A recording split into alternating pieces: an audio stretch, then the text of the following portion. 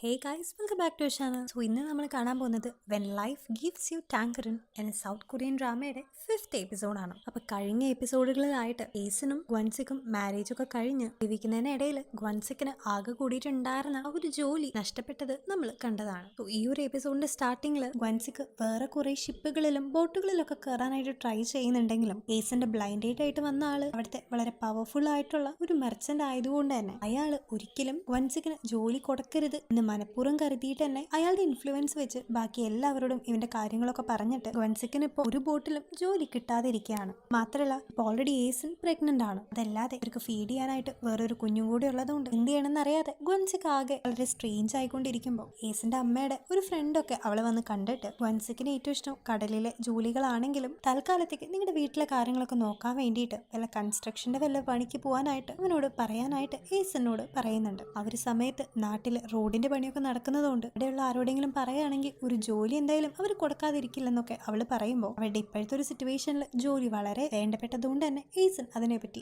ആലോചിക്കുന്നുണ്ട്. അങ്ങനെ ഗ്വൻസിക്കിന്റെ വിഷമവും അവരുടെ ഇപ്പോഴത്തെ സ്റ്റേറ്റ് ഒക്കെ മനസ്സിലാക്കിയിട്ട് അവന്റെ അടുത്ത് ഈ കാര്യങ്ങളൊക്കെ പറഞ്ഞ് ഏസൻ തന്നെ അവളുടെ അമ്മയുടെ ബാക്കി ഫ്രണ്ട്സിന്റെ ഒപ്പം മീനൊക്കെ വിറ്റ് ഇത്തിരിയെങ്കിലും പൈസ കിട്ടുകയാണെങ്കിൽ അത് അവരുടെ കുടുംബത്തിന് വേണ്ടി ചെലവഴിക്കാം എന്ന് വിചാരിച്ചിട്ട് അവരുടെ ഒപ്പം മാർക്കറ്റിൽ ഫിഷിനെ വിൽക്കാനൊക്കെ ആയിട്ട് എത്തുന്നുണ്ട്. അതേ സമയത്ത് ഗ്വൻസിക്ക് അങ്ങോട്ടേക്ക് വരുന്നുണ്ടെങ്കിലും അവന്റെ മുഖത്ത് പഴയ പോലെ ഒരു സന്തോഷമൊന്നും ഇല്ലാത്തതുകൊണ്ട് അവൻ ആ ഒരു കടലിലെ ജോലി പോയേ പിന്നെ ആകെ ഡള്ളാണെന്ന് ഈസൻ പറയുന്നത് കേൾക്കുമ്പോൾ അതിലെ ലേഡി വന്നിട്ട് ഒരിക്കലും ഒരാൾ കടലിൽ ജോലി ചെയ്യാനായിട്ട് തുടങ്ങിക്കഴിഞ്ഞാൽ പിന്നെ അത് അവർക്ക് ഹെവൻ ആണെന്നും അവിടെ നിന്ന് വരാനായിട്ട് ആരും ഇഷ്ടപ്പെടില്ലെന്നും പറയുന്നുണ്ട്. അങ്ങനെ അവൻ മാർക്കറ്റിലെത്തുന്ന സമയത്ത് അവന്റെ കയ്യിൽ ഒരു മുറിവെല്ലാം ഉള്ളത് കാണുന്ന ഏസന് കൂടുതൽ വിഷമാകുന്നുണ്ട്. അങ്ങനെ പിന്നീട് അവൾ അവനെ വീട്ടിലേക്കെല്ലാം കൊണ്ടുവന്ന് അവനെ സമാധാനപ്പെടുത്താനായിട്ട് ശ്രമിക്കുന്നുണ്ടെങ്കിലും തന്റെ ഫാമിലിയെ എങ്ങനെ മുമ്പോട്ട് കൊണ്ടുപോകുന്നറിയാതെ ആകെ ഡിപ്രസ്ഡ് ആയിട്ട് ഇരിക്കുകയാണ് ഗ്വൻസിക്ക്. മാത്രമല്ല അവൻ അത്രയും ടയേർഡായിട്ടും അവന് കിട്ടുന്ന ടൈം ഒന്നും തന്നെ കളയാതെ അവൻ അവിടെയുള്ള അവരുടെ വീടിനെല്ലാം ഫിക്സ് ചെയ്തിട്ടും അതുപോലെ എന്തെങ്കിലും ചെറിയ ചെറിയ ജോലികളൊക്കെ എപ്പോഴും ചെയ്തുകൊണ്ടിരുന്നായിരുന്നു. അങ്ങനെ ഒരു ദിവസം അവൾ ഗ്വൻസിക്കിന്റെ അടുത്ത്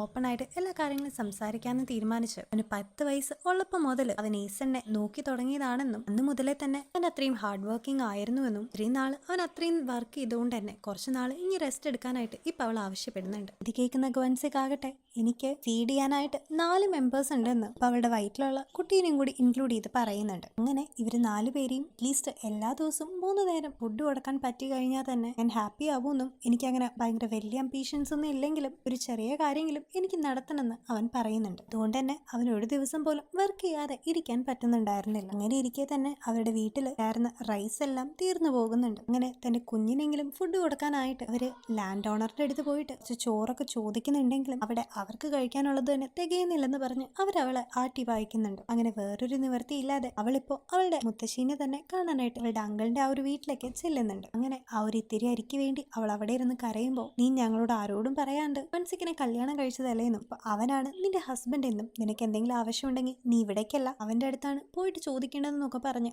അങ്കിൾ അവിടെ ദേഷ്യത്തിലിരുന്ന് സംസാരിക്കുമ്പോൾ ഇവിടെ മുത്തശ്ശിയാകട്ടെ വളരെ സഹതാപത്തോടെ അവളെ നോക്കുന്നുണ്ട്. അത്രയല്ല ആ ഒരു മുത്തശ്ശി ഇവളുടെ അടുത്ത് എന്തെങ്കിലും ചോദിക്കാൻ വരുമ്പോൾ തന്നെ അങ്കിൾ ഓരോ കാര്യങ്ങളൊക്കെ പറഞ്ഞ് അവളെക്കാളും കഷ്ടത്തിലാണ് ഈ ഒരു ഫാമിലി ഇപ്പൊ പോണേന്നും പറഞ്ഞ് ഇവിടെ ഇപ്പോൾ അവൾക്ക് കൊടുക്കാൻ മാത്രം ഒന്നും തന്നെ ഇല്ലെന്നും അയാൾ തീർത്ത് പറയുന്നുണ്ട്. അങ്ങനെ അവിടെ നിന്ന് ഒന്നും തന്നെ കിട്ടാതെ അന്നത്തെ രാത്രി പട്ടിണിയിലായിട്ട് നൈറ്റ് അവർ ഉറങ്ങുന്നതിന്റെ ഇടയിൽ ഇത്രയും പെട്ടെന്ന് എനിക്ക് വയസ്സാവണമെന്നും എന്തുകൊണ്ടാണ് ജീവിതത്തിൽ അവള് മാത്രം ഇത്രയും അൺലക്കി ആയിട്ട് മാറുന്നതെന്നൊക്കെ ചോദിച്ച് അവൾ കരയുമ്പോൾ അവളുടെ ഏറ്റവും വലിയ കംഫർട്ട് സോൺ ആയിട്ടുള്ള ഗ്വൻസിക്കന്നെ അവളെ ചേർത്ത് പിടിച്ച് ഇപ്പോൾ ആശ്വസിപ്പിക്കുന്നുണ്ട്.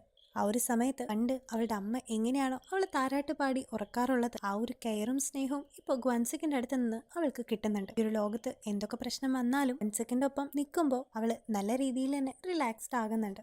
ഏസിന്റെ മുത്തശ്ശി വന്ന് അവരെ വിളിക്കുന്നത്. അങ്ങനെ ഗ്വൻസിക്ക് മുത്തശ്ശിക്ക് വേണ്ട ചായയൊക്കെ ഉണ്ടാക്കാൻ പോകുമ്പോൾ മുത്തശ്ശി വന്ന് മുത്തശ്ശിയുടെ കയ്യിൽ ആകെ കൂടിയിട്ടുണ്ടായിരുന്ന ഒരു ഗോൾഡിന്റെ റിങ്ങും അതുപോലെ കുറെ പൈസ എടുത്തിട്ട് ഇപ്പൊ ഏസിന്റെ കയ്യിൽ കൊടുക്കുന്നുണ്ട്. എന്നിട്ട് ഗ്വൻസിക്കിനോട് സ്വന്തമായിട്ട് ഒരു ബോട്ട് വാങ്ങിക്കാനും അത് വെച്ച് ആരുടെ മുമ്പിലും ഇനി താഴാതെ നിങ്ങൾ അഭിമാനമായിട്ട് ജീവിക്കണമെന്നും മുത്തശ്ശി ഇപ്പോൾ പറയുന്നുണ്ട്. ഇത് കേട്ടിട്ട് ആദ്യം ഏസിന് വിശ്വസിക്കാൻ പറ്റാതെ അവൾ ആ ഒരു ബുക്ക് തുറന്ന് നോക്കുമ്പോൾ അതിൽ പണ്ട് മുതലേ മുത്തശ്ശി സൂക്ഷിച്ച് വെച്ചിട്ടുണ്ടായിരുന്ന പൈസയുടെ കണക്കൊക്കെ എഴുതിയിട്ടുണ്ടായിരുന്നു. അതിൽ നല്ലൊരു എമൗണ്ട് ഉള്ളത് അതുകൊണ്ട് തന്നെ അത് വെച്ച് അവർക്ക് എളുപ്പത്തിൽ ഒരു ബോട്ട് വാങ്ങിക്കാനായിട്ട് സാധിക്കും. ഇത് മനഃപൂർവ്വം തന്നെ ഇത്രയും നാള് ഞാൻ ഒളിപ്പിച്ചു വെച്ചിരിക്കുകയാണെന്നും എന്റെ മകന്റെ മകൾക്ക് വേണ്ടിയിട്ട് ഇപ്പൊ ഞാനിത് കൊടുക്കുകയാണെന്നും ആ ഒരു മുത്തശ്ശി പറയുന്നുണ്ട്. മാത്രമല്ല ഇത് അവളുടെ അങ്കിളിന് കൊടുക്കുകയാണെങ്കിൽ തന്നെ അയാള് കുറെ കള്ള് കുടിച്ച് കുറെ ചീട്ടൊക്കെ കളിച്ച് വെറുതെ അത് നശിപ്പിച്ച് കളയുന്നും ഇപ്പൊ മുത്തശ്ശി പറയുന്നുണ്ട്. ഇതെല്ലാം കേട്ട് വളരെ കൺഫ്യൂസ്ഡ് ആയിട്ട് ഏസൻ നിൽക്കുമ്പോഴാണ് ശരിക്കും മുത്തശ്ശി ഇപ്പൊ ഇങ്ങനെ വരാൻ കാരണം തന്നെ ഏസന്റെ അമ്മയാണെന്ന് ഒരു മുത്തശ്ശി പറയുന്നത്. കാരണം അന്ന് 10 വർഷങ്ങൾക്ക് മുമ്പ് അവളുടെ അമ്മ മരിച്ചു പോകുന്നേക്കാളും മുമ്പ് അവളുടെ അമ്മ മുത്തശ്ശിയുടെ വീട്ടിലേക്ക് വന്നിട്ട് മുത്തശ്ശീനെയും കൂട്ടിയിട്ട് അവളുടെ അവസാനത്തെ ഈ ഫ്യൂണറലിനൊക്കെ വെക്കുന്ന ഒരു ഫോട്ടോ എടുക്കാനായിട്ട് പോയിട്ടുണ്ടായിരുന്നു. അവിടെ വെച്ച് മുത്തശ്ശി തന്റെ ഒരു ഫ്യൂണറലിന്റെ ഫോട്ടോയും കൂടി എടുക്കണമെന്ന് പറയുമ്പോൾ തനിക്ക് ഏതായാലും ഈ 2-3 ദിവസം കൂടി ബാക്കിയുള്ളൂ എന്നും മുത്തശ്ശി അതുപോലെ ആവരുതെന്നും ഒരുപാട് വർഷങ്ങൾ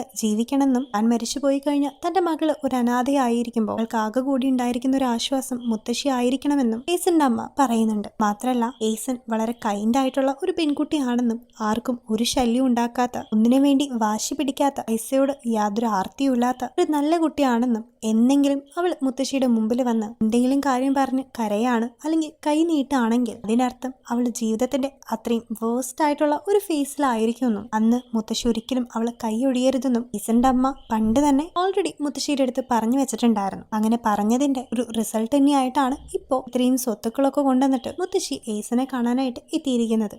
അങ്ങനെ ഈ കാര്യങ്ങളൊക്കെ കേൾക്കുന്ന ഏസൻ വളരെയധികം ഹാർട്ട് ബ്രോക്കൺ ആയിട്ട് അവിടെ ഇരുന്ന് കരഞ്ഞുകൊണ്ടിരിക്കുന്നുണ്ട്. വർഷങ്ങൾക്ക് മുമ്പ് മരിച്ചു പോയിട്ടും തൻ്റെ അമ്മ ഇപ്പോഴും തൻ്റെ ഒപ്പം ഉള്ളതായിട്ട് അവൾക്ക് തോന്നുന്നുണ്ട്. ഇതെല്ലാം സൈഡിലിരുന്ന് കേട്ടോണ്ടിരുന്ന ഗ്വൻസിക്കിനും ആകെ വിഷമമായിട്ട് മുത്തശ്ശി ഇപ്പൊ അവർക്ക് കൊടുക്കാൻ പോകുന്ന ഈ ഒരു പൈസ ഒരിക്കലും അവർ രണ്ടുപേരും നശിപ്പിച്ച് കളയില്ലെന്നും അതുകൊണ്ട് എങ്ങനെയായാലും അവർ നന്നായിട്ട് ജീവിക്കുമെന്നും മുത്തശ്ശീനെ പ്രൗഡാക്കുമെന്നും ഇപ്പൊ അവർ രണ്ടുപേർക്കും മുത്തശ്ശിക്ക് പ്രോമിസ് കൊടുക്കുന്നുണ്ട്. ഈ ഒരു സമയത്തൊക്കെ തൻ്റെ മകന് തനിക്കൊന്നും ചെയ്യാൻ പറ്റിയില്ലെന്നും തൻ്റെ മകന്റെ മകൾക്കെങ്കിലും എന്തെങ്കിലും ചെയ്യണ്ടേന്നും ആ ഒരു മുത്തശ്ശി ചിന്തിക്കുന്നുണ്ട്. അങ്ങനെ പിറ്റേ ദിവസം തന്നെ വൻസിക്ക് സ്വന്തമായിട്ട് ഒരു ബോട്ട് വാങ്ങിക്കുമ്പോൾ വൻസിക്കിന്റെ ഫാമിലി മെമ്പേഴ്സും ഏസന്റെ മുത്തശ്ശിയും അങ്കിളൊക്കെ ഇപ്പൊ അത് കാണാനായിട്ട് വന്നിട്ടുണ്ടായിരുന്നു. അങ്ങനെ അവർ ആ ഒരു ബോട്ടിനെല്ലാം ബ്ലെസ് ചെയ്ത് എന്തോ റിച്വൽസ് ഒക്കെ അവിടെ നടത്തുന്നുണ്ട്. ഒരു സമയത്ത് തന്റെ മകൻ ഒരു ബോട്ട് വാങ്ങിച്ചു എന്ന് പറഞ്ഞ് വൻസിക്കിന്റെ അമ്മയും സ്വന്തം ഹസ്ബൻഡ് ഒരു ബോട്ട് വാങ്ങിച്ചതിന്റെ ആ ഒരു അഭിമാനവും സന്തോഷമൊക്കെ ഏസനും ഉണ്ടായിരുന്നു. മാത്രമല്ല ഇത് ഏസന്റെ വീട്ടുകാർ അവൾക്ക് കൊടുത്ത ബോട്ടാണെന്നും ഇത്രയും നാള് പറഞ്ഞിരുന്നത് പോലെ ഏസൻ അവന് ഒരു ദുരിതമല്ലെന്നും അവൾ ആക്ച്വലി അവന് ലക്കിയാണെന്നും ഇപ്പൊ എല്ലാരും പറയുന്നുണ്ട്. അങ്ങനെ അവരെല്ലാരും സന്തോഷിച്ചിരിക്കുന്നതിന്റെ ഇടയിലാണ് പെട്ടെന്ന് പ്രഗ്നന്റ് ആയിട്ടുണ്ടായിരുന്ന ഏസന്റെ വാട്ടർ ബ്രോക്ക് ചെയ്യുന്നത്. അങ്ങനെ വേഗം തന്നെ വൻസിക്ക് അവളെ ഒരു ഹോസ്പിറ്റലിലേക്ക് കൊണ്ടുപോവുകയും അവർക്ക് രണ്ടാമത്തെ കുട്ടി ഉണ്ടാവുകയും ചെയ്തു. അങ്ങനെ കുറച്ചു നാളുകൾക്ക് ശേഷം പണ്ടെപ്പോഴും അവർ പ്രോമിസ് ചെയ്തതുപോലെ തന്നെ ഏസൻ ഇപ്പൊ വീണ്ടും പ്രഗ്നന്റ് ആയിരിക്കുകയാണ്. അവരിപ്പോ അവരുടെ മൂന്നാമത്തെ കുട്ടിക്ക് വേണ്ടി വെയിറ്റ് ചെയ്യാണ്. ഈ ഒരു സമയത്ത് ഏസൻ കാരണം വൻസിക്കിന് ഒരു ബോട്ട് കിട്ടിയതോടെ മാത്രമല്ല രണ്ടാമതായിട്ട് അവൾക്കൊരു ആൺകുട്ടി കൂടി ഉണ്ടായതോടെ ഏസനോടുള്ള ഗ്വൻസിക്കിന്റെ പാരന്റ്സിന്റെ പെരുമാറ്റം തന്നെ മാറിയിട്ടുണ്ടായിരുന്നു. പക്ഷെ എത്രയൊക്കെ അവര് ഗ്വൻസിക്കിനെയും ഏസനെയും അവരുടെ വീട്ടിലേക്ക് ക്ഷണിച്ചെങ്കിലും നീയും അവിടേക്ക് പോയിട്ട് താമസിക്കാനായിട്ട് ഗ്വൻസിക്കിന് സമ്മതമായിരുന്നില്ല. എന്ത് വന്നാലും എന്റെ ഭാര്യയും മക്കളെയും ഇനി ഒരിക്കലും ആ ഒരു വീട്ടിലേക്ക് കയറ്റില്ലെന്ന് അവൻ തീരുമാനിച്ചിരുന്നു. അങ്ങനെ പിന്നീട് വൻസിക്ക് അവിടെ അപ്പുറത്തുണ്ടായിരുന്ന ആ ഒരു ലാൻഡ് ഓണേഴ്സിനെ കണ്ട് അവരോട് യാത്ര പറഞ്ഞ് നേരെ ഏസന്റെ അടുത്തേക്ക് ചെന്ന് പാക്ക് ചെയ്യാനായിട്ട് ആവശ്യപ്പെടുന്നുണ്ട്. ഒരു സമയത്ത് എങ്ങോട്ടേക്കാണെന്ന് അവൾ ചോദിക്കുമ്പോൾ നമ്മുടെ സ്വന്തം വീട്ടിലേക്കാണെന്ന് അവൻ മറുപടി പറയുന്നുണ്ട്. അങ്ങനെ പിന്നീട് അവൻ അവളുടെ കയ്യും പിടിച്ചിട്ട് നേരെ അവളുടെ അമ്മയുടെ പഴയ ആ ഒരു വീട്ടിലേക്ക് ചെല്ലുന്നുണ്ട്. ഇത് കണ്ട് ഇത് വിശ്വസിക്കാൻ കഴിയാതെ അവൾ നിൽക്കുന്ന സമയത്ത് അവളെയും ചേർത്ത് പിടിച്ച് ഈ ഒരു വീട് ഞാൻ വാങ്ങിയെന്നും നീ ഇതാണ് നമ്മുടെ രണ്ടുപേരുടെയും വീടെന്നും ഗ്വൻസിക്ക് ഇപ്പോൾ അവളെ നോക്കി പറയുന്നുണ്ട്. ഫ്ലാഷ് ബാക്കിൽ പല തവണ പല സമയങ്ങളിലായിട്ട് കുഞ്ഞായിരുന്ന ഏസൻ ഈ ഒരു മലയിലുണ്ടായിരുന്ന ഈ ഒരു വീട്ടിലേക്ക് ഓടി വരുന്നതും ഇവിടെ അമ്മയെ കാണുന്നതും നമ്മളെ കാണിക്കുന്നുണ്ട്. മാത്രമല്ല അവൾ തന്റെ അമ്മേനെ ഇപ്പോഴും മിസ് ചെയ്യുന്നു എന്ന് പറയുമ്പോൾ ഇന്ന് തന്നെ ഈ ഒരു കാര്യം ഗ്വൻസിക്ക് തീരുമാനിച്ചിട്ടുണ്ട്. അങ്ങനെ പണ്ട് അവൾ എഴുതിയ ഒരു പോയും അവളുടെ അമ്മയുടെ ഫോട്ടോ ഒക്കെയുള്ള ആ ഒരു വീട്ടിലേക്ക് അവളെയും കൂട്ടി വരുന്ന സമയത്ത് ഞങ്ങൾക്ക് ആദ്യമായിട്ടാണ് ഇങ്ങനെ സ്വന്തമായിട്ട് ഒരു വീടെല്ലാം കിട്ടുന്നതെന്നും എന്നിട്ട് അവളുടെ കണ്ണുകളൊക്കെ അന്ന് നിറഞ്ഞിട്ടുണ്ടായിരുന്നു. അങ്ങനെ ആദ്യമായിട്ട് സ്വന്തമായിട്ടുള്ള ഒരു വീട് കിട്ടിയതിന്റെ സന്തോഷത്തിൽ ഒരു രണ്ടുപേരും അങ്ങനെ ആ ഒരു വീട് നോക്കി ഇരിക്കുകയാണ്. അങ്ങനെ കുറച്ച് ദിവസങ്ങൾക്ക് ശേഷം ആ ഒരു വീട്ടില് രാത്രി കിടന്ന് ഉറങ്ങുന്ന സമയത്ത് ഏസൻ തന്റെ അമ്മ ആ ഒരു വീട്ടിലേക്ക് വന്ന് ഒരു വീട് ഫുള്ള് ക്ലീൻ ചെയ്യുന്നതായിട്ടും ഒരു കാര്യമില്ലാതെ ഇടയ്ക്കിടയ്ക്ക് അവളുടെ അടുത്ത് തങ്ങളുടെ അപ്പുറത്തെ വീട്ടിലെ ചേച്ചിയുടെ കയ്യിൽ ട്രക്ക് ഉണ്ടെന്ന് ഇടയ്ക്കിടയ്ക്ക് ഇങ്ങനെ റിപ്പീറ്റ് ചെയ്ത് സംസാരിക്കുന്നുണ്ട്. ഇത് കേൾക്കുമ്പോൾ ഏസൻ തന്നെ അമ്മ എന്തിനാണാവോ ഇങ്ങനെയൊക്കെ പറയുന്നതെന്ന് വിചാരിക്കുന്നുണ്ട്. പക്ഷെ പെട്ടെന്ന് തന്നെ അവൾ ആ ഒരു സ്വപ്നത്തിൽ നിന്ന് എഴുന്നേൽക്കുന്നുണ്ട്. ഈ ഒരു സമയത്താണ് അവൾക്ക് വീണ്ടും പെയിൻ വന്നത് അവള് ശ്രദ്ധിക്കുന്നത്. അങ്ങനെ അവൾ അപ്പൊ തന്നെ അവളുടെ മകളെ വിട്ടിട്ട് അപ്പുറത്തെ വീട്ടിൽ ട്രക്കുണ്ടോന്ന് നോക്കാനായിട്ട് പറയുന്നുണ്ട്. അങ്ങനെ അടുത്ത സീനിൽ നമ്മൾ കാണുന്നത് അപ്പുറത്തെ വീട്ടിലെ ആ ഒരു ചേച്ചിയുടെ ട്രക്കില് അവളിരുന്ന് നേരെ ഹോസ്പിറ്റലിലേക്ക് പോകുന്നതാണ്. ഇതിലൂടെ തന്നെ മരിച്ചുപോയ അവളുടെ അമ്മ ഉറക്കത്തിൽ വന്ന് അവളുടെ ലേബറിന്റെ കാര്യം അവളോട് പറയുകയാണ് ഉണ്ടായതെന്ന് നമുക്ക് മനസ്സിലാക്കാനായിട്ട് സാധിക്കും. അതോടുകൂടി ഇപ്പൊ അവരുടെ ഫാമിലിയിൽ 5 പേര് ആയിട്ടുണ്ട്. പുതിയതുണ്ടായിട്ടുള്ള വാവയും ഒരു ബോയ് ആയതുകൊണ്ട് തന്നെ വീണ്ടും അവരുടെ മുത്തശ്ശി ഇപ്പൊ അവിടേക്ക് വന്നിട്ട് ഏസനെയും ഗ്വൻസിക്കിനെയൊക്കെ പുകഴ്ത്തി സംസാരിക്കുന്നുണ്ട്. മാത്രമല്ല ഇവരുടെ ഒരു ആൻസിസ്റ്റർ സ്വപ്നത്തിൽ വന്ന് തന്നെ ഇവന്റെ ബർത്തിന്റെ കാര്യം പറഞ്ഞതുകൊണ്ട് അവൻ ഭയങ്കര ലക്കി ആയിരിക്കുന്നു ഇപ്പോൾ ആ ഒരു മുത്തശ്ശി പറയുന്നുണ്ട്. അങ്ങനെ അടുത്ത സീനിൽ നമ്മൾ കാണിക്കുന്നത് ഒരു വില്ലേജിലെ ചീഫായിട്ട് തന്നെ എലക്ട് ചെയ്യണമെന്ന് ഈസന്റെ ആ ഒരു ബ്ലൈൻഡ് ഡേറ്റ് ഇപ്പൊ എല്ലാരും കൺവിൻസ് ചെയ്ത് സംസാരിക്കുന്നുണ്ട്. ഈ ഒരു സമയത്ത് അവനൊരിക്കലും അതിന് യോഗ്യനല്ലെന്നും അതിന് പറ്റുന്ന ഒരാൾ ഈസൻ തന്നെയാണെന്നും പറഞ്ഞ് എല്ലാരും കൂടി ഇപ്പൊ അവളെ ഒരു വില്ലേജിന്റെ ചീഫായിട്ട് സെലക്ട് ചെയ്യുന്നുണ്ട്. അങ്ങനെ ആ ഒരു വില്ലേജ് ചീഫായിട്ട് അവൾ ആദ്യം തന്നെ ചെയ്യുന്നത് അവിടെ ഉണ്ടായിരുന്ന പ്രോസ്റ്റിറ്റ്യൂഷനും ഡാൻസ് ഹാളുകളൊക്കെ നടത്തിക്കൊണ്ടിരുന്ന ബിൽഡിങ്ങിലൊക്കെ കയറിയിട്ട് അവിടെ ഉണ്ടായിരുന്ന എല്ലാരെയും അറസ്റ്റ് ചെയ്യലായിരുന്നു. സോ അങ്ങനെ അവള് ആ ഒരു ഡാൻസിങ് ഹാള് പരിശോധിക്കുന്നതിനിടയിൽ വളരെ അൺഎക്സ്പെക്ടഡ് ആയിട്ട് അവിടെ ബാത്റൂമിൽ ഒളിച്ചിരിക്കുന്ന രീതിയിൽ ആ ബ്ലൈൻഡ് ഡേറ്റിന്റെ തന്നെ ഭാര്യനെയും കുട്ടീനെയും കാണുന്നുണ്ട്. ഇത് കണ്ടിട്ട് ഏസിന് വേണമെങ്കിൽ അവനോടുള്ള റിവെഞ്ചിൽ അവനോട് സത്യങ്ങളൊക്കെ പറയായിരുന്നുവെങ്കിലും ഏസൻ അങ്ങനെയൊന്നും ചെയ്യാതെ അവരെ അവിടെ ഇരുന്ന് ഒരു വിൻഡോ വഴി രക്ഷപ്പെടുത്തുന്നുണ്ട്. പക്ഷെ ഒരു പുറത്തേക്ക് ഇറങ്ങി ഓടിപ്പോകുന്നത് ഒരു ബ്ലൈൻഡ് ഡേറ്റും മറ്റു പോലീസുകാരും കണ്ട് അവരെ പിടിക്കാനായിട്ട് പറയുമ്പോൾ ഏസൻ തന്നെ മുൻകൈ എടുത്തിട്ട് ഞാൻ അവരെ പിടിച്ചോണ്ട് വരാമെന്ന് പറഞ്ഞ് അവരുടെ പുറകെ ഓടിപ്പോകുന്നുണ്ട്. പക്ഷെ പോകുന്ന വഴിയിൽ ബ്ലൈൻഡ് ഡേറ്റിന്റെ ഒരു ചെരുപ്പ് മിസ്സാവുന്നതും ആ ഒരു ചെരുപ്പിനെ അയാൾ ശ്രദ്ധിക്കുന്നതും എവിടെയോ കണ്ട ഒരു പരിചയം അയാളുടെ മുഖത്ത് വരുന്നതും നമ്മൾ കാണുന്നുണ്ട്. ഇതേ സമയത്ത് ഈസൻ ആകട്ടെ അവളെയും കൂട്ടിക്കൊണ്ട് പുതിയൊരു സെയിം ടൈപ്പ് ചെരുപ്പ് അവൾക്ക് വാങ്ങിച്ചു കൊടുക്കുന്നുണ്ട്. ഒരു സമയത്തൊക്കെ ഈസന്റെ ആ ഒരു നിഷ്കളങ്കതയും ആരെയും ഉപദ്രവിക്കരുതെന്ന് അവളുടെ ആ ഒരു ആഗ്രഹവും നമുക്ക് കാണാം. അങ്ങനെ അന്ന് രാത്രി വൻസിക്കും അവന്റെ ഫാമിലി മെമ്പേഴ്സ് എല്ലാരും കൂടി അവരുടെ ബോട്ടൊക്കെ വീണ്ടും ഒന്ന് പൊടി തട്ടിയെടുക്കുന്നതിന്റെ ഇടയിൽ ഒരു ബോട്ടിൽ ഉണ്ടായിരുന്ന സൈൻ മാറ്റിയിട്ട് ഇപ്പൊ പുതിയൊരു സൈൻ എഴുതാനായിട്ട് അവൻ ആദ്യം അവന്റെ ഭാര്യയായിട്ടുള്ള ഈസന്റെ അടുത്ത് ആവശ്യപ്പെടുമ്പോൾ അങ്ങനെ വേണ്ടെന്നും അവരുടെ നാട്ടിലുള്ള വിശ്വാസങ്ങൾ അനുസരിച്ച് ഒരു പെണ്ണ് ആ ഒരു ബോട്ടിൽ അങ്ങനെ എന്തെങ്കിലും എഴുതുകയാണെങ്കിൽ ഒരു ബോട്ടിന് എന്തെങ്കിലും അപകടം പറ്റുമെന്ന് അവള് പറയുമ്പോൾ അതൊക്കെ വെറുതെ കുറെ അന്ധവിശ്വാസങ്ങളാണെന്നും താൻ അതിലൊന്നും വിശ്വസിക്കുന്നില്ലെന്നും നീയും എന്റെ മക്കളും